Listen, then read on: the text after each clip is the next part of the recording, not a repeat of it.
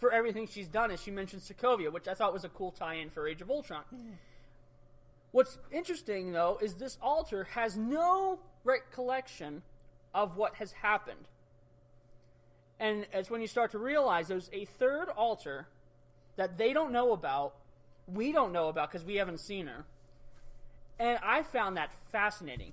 I love the actress because she switched so well between She did do an excellent job of switching between there were personas. moments in the show within an instant she switched between personalities. Right. And I thought she did it perfectly.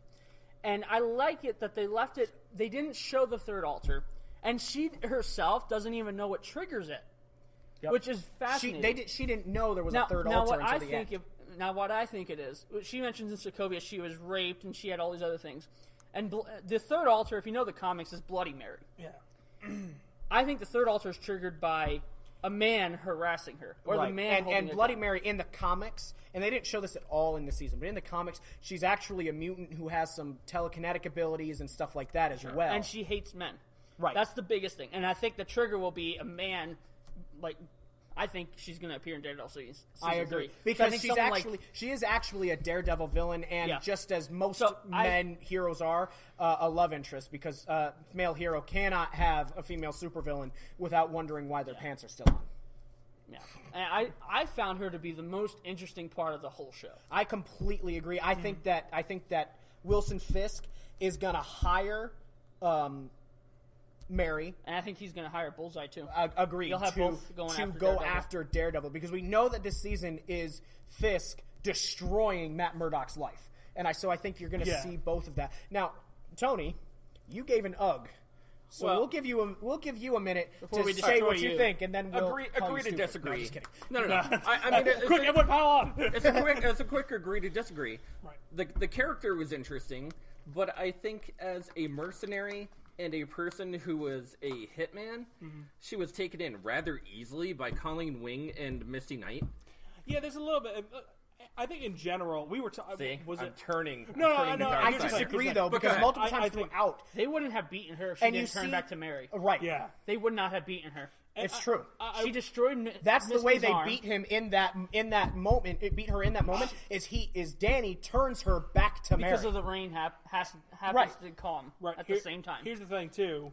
The show can be pretty inconsistent about what characters are stronger than which. That's true. That is Because true. I think we were talking about today the Yes. Iron Fist thing. It's like Danny Rand is the worst fighter ever. He Like, is a just- horrible fighter. He is so bad, and yet Horrible. they're like, and yet somehow, and if they had portrayed him as the worst fighter ever, that'd be one thing. Right. But they don't. But he's supposed to be the great. He's He's great kung supposed- fu You're master. supposed to be able to beat all these other Kunlun ninjas, Which who he trained. did. But he never actually beats Davos. But I never Right, believed he never. could ever beat them But it because was- of how badly he fights. It was him and Davos that were supposed to be the top two. Right. So if he was like the best fighter ever, and then Davos comes in and just wrecks his day because Davos was always better than him. But in this, that's so much more interesting. But in this, he does beat quote goons. Now, season 1, yeah. he lost to some goons that you go, what? Yeah. But in season 2, he does beat most of the goons type people that he faces. The thing is that it should be easy for him, and the Daredevil hallway scene. Yeah. It should be that every time he fights. There should be It should 50 be. guys, and he But should I'm be cleaning and rooms. I was Yeah, also all yeah, right he though should with wipe the floor I up was every all right with somebody like Walker beating him in that subway because she studied him for months. Right. He's unprepared, No, and then I'm okay with and she Walker catches beating him off guard. And she I'm stuns okay him. with Davos beating him every time almost yeah, that agreed, they face. agreed. Who else actually really beats him that shouldn't? It's more like he shouldn't have to struggle to beat these few guys. And But that's he's the thing. always surrounded by guys. It's not like he's just facing them one on one. Yeah, he's I- even I- if I you're the still best think- fighter, Let me set it up. numbers Let will me set win. it up. Right? He goes, "Oh, I'm gonna go vigilante on these guys. Colleen, I'll see you later." Walks out, faces out, 10, 15 guys. Let's say in the very beginning, in the very first scene, And he where beats them very easily. Uh, He does. They have guns and stuff, and he literally beats them Which very was, easily. let's be perfectly honest here. Like, if you see 5 guys with guns and they're not shooting at you and they're just pointing and waiting to get punched, not really that good a fighting scene. I'm not saying that those guys are great fighters. What I am saying is your point was literally lost because he literally beat the goons very handedly, like he should have. So your point is no Look, longer I'm going to valid. point my gun at you. I'm never Your going to fire point's a not bullet. valid. We just defeated I'm it. never going to fire a bullet and you're They going to come did in. shoot at him. You're going to come and go Watch like this. Watch that opening sequence again. They did shoot at him. I'm going to run from the background here because that's what they did. They just stood there and waited for me to go. I think you should really watch that again because they did shoot at him. It was such a lame fighting scene. It was horrible. It did remind me of the throne room scene from episode 8. I'm not sure if you guys have gone back and watched that again. That choreography in that scene is god awful. It is so bad. I'm not saying the fighting was great, but I am saying your point that he doesn't beat the people he should beat is invalid because he does beat the people he should beat. As a character, and Colleen is supposed to be almost on the same level as him. As a character in general, that's what I'm arguing. And Colleen makes sense to me because she is a member of the Hand. Was. So she was. So don't hold that against her. She didn't know. She was the better fighter. She did the better choreography in the show. Right, and my she guess was is that star. the actress that plays her is a better fighter than the actor that plays Danny Rand. I'm saying I get when people make the argument that like, oh well. I agree. I it doesn't agree make with sense. the premise that he should be better. Yeah. But there was no didn't character like that I looked at and said he should beat them that he didn't. Now, season 1, yes. Season 2, no. John Schaefer disagrees. He says 5 guys with guns not firing is the best fight ever. See, and I didn't think he should have been needed training from Colleen Wing because I thought he's supposed to be a better fighter than her. He's supposed to be pretty good. That doesn't mean you can't learn something. I'm just saying he's supposed to be pretty darn good already. He's supposed to be an amazing fighter. I don't think. See, here's the thing. The dragon. That scene, I don't think was as much training as it was. He needs to rehabilitate a knee that was broken by the Iron Fist. And even him having to learn So how to control his emotions. That was my only real big issue. Didn't you learn that from Iron Fist season 1? Didn't you learn that from Defenders? And then you see him in let's Luke get Cage into that showing garbage. Luke Cage how to do it. Let's get into that garbage. I'm convinced that Luke Cage is after the season. He's not though because you hear. They have the Daredevil Knight, teasers. or Misty not Knight Knight. talk about What's her face? The cop say you're going to need that. The last time it was in episode 10. The last time I saw Luke Cage, it was very much implied that he's ruling the underworld, like he was. At the end of so he's season. already yeah. Right. So I thought that originally when I first started watching it, but then I went, nope, it can't be. So After that line, I said, it's basically just there's a lot of inconsistencies. Exactly, That's with the his thing character. That's the thing that bothers me about his and I character. do is agree with that. Yeah. And that's one of the things that knocks it down. That was the thing I didn't think he should have been learning from Colleen, was that he How to doesn't- control himself. I'm okay if in season 1 you're struggling with that, but you learn that in season 1 and you're still struggling. And then you struggle with it in Defenders. And you still don't learn. And I'm like, you're not a character that's growing. You're not a character that's true. developing. And I thought Danny was the most uninteresting character of the whole season. Yeah. I agree with that as well. I like Colleen Wing's role. There was a few parts where I thought she was a little annoying, but I liked her role. I like all the supporting characters that were in that series. I like Davos. more I than really your- liked Davos. Yeah. I liked the sister. It's not really his sister, but Joy. Joy. I liked Joy Ward. Meacham. I liked Ward. I liked that whole thing where Ward's got to figure out who he is now. I was like, oh, good, he's going to be a father. And then the girl's like, I'm sorry, I can't let you near this child. And I'm like, dang! She was a great actress. Dang! The girl that that had the baby. Yeah. I agree. All the supporting actors and actresses I thought were great. And Danny was inconsistent. Which is They almost that's outshone why the I think show, that's why yeah. it made it hard for me to follow the season because I didn't care what happened to the main character. Yes. And in the back of my head, I'm thinking he's probably going to get the Iron Fist back. You know, you follow your Marvel which movie didn't tropes. happen until the very end of that episode. But I didn't care because I don't know if it's because season 1 was bad or he was bad in Defenders, but I did not care about the character. There was nothing that happened, and even when Davos gets the Iron Fist, he's not that bad. He's like Punisher. He's killing criminals, and quite honestly, he's a better Iron Fist. It's another thing of Marvel trying to make a I didn't dislike character. Davos until he kills the shop owner? the shop owner, and his Mr. one Yipper. right. Whatever. Yes. At that point, I went, okay. And then Danny makes a good thing. He said when they're fighting, and he's like, "My father let you win," and he's like, "Or did your father realize what you would become with the fist?" Yeah. And I went, "Okay, I like that. That's Yeah. a different nuance in there that Yeah. I kind of But like." I find it a problem when all your other characters are more interesting than your main character. Yes. Right. No, That's agreed. an issue, and that's then why I it felt doesn't like rank higher. Because then I feel like it should be a Colleen Wing season 1. Yes. not Iron and that's Fist. why it gave me a 5. But let's cut all the way to the end here. The ending was atrocious for me, and I'll tell you why.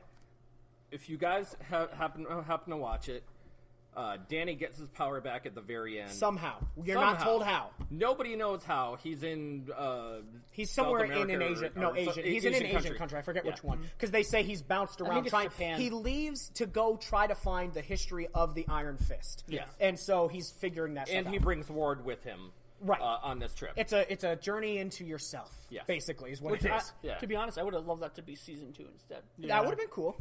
Or at least part of it. Now, he ends the series with him getting his golden hand back and lighting up these 2 guns to fire golden bullets. And we see Colleen with her white fist, which also, I didn't like that everybody's fist color is different.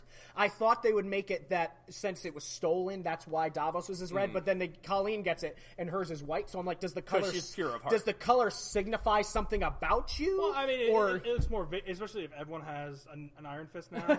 Well, right, if everybody's got one. Visually speaking, it would be really boring if everyone's got the same. We see her light up her fist, and she's holding the katana, and that lights up white, and we go, oh, all right, apparently you can channel it into a weapon now. And then now everybody's Gambit. And then we see Danny with it, and he lights up he doesn't really light up the guns as much as the bullets that come out of it are lit up yellow. And also, I did have one issue with that. I don't care how quick he is, he can't shoot his 2 guns at the gun that was shot at him. That's not how the Iron Fist works. To stop that bullet. So, okay, that's an issue. He has guns. He's the Iron Fist. Like, he never had guns in his whole entirety of the first 2 seasons. And then all of a sudden, he's like, hey, look at me, yippee-o-ki-yay! That is an issue, but here's the thing.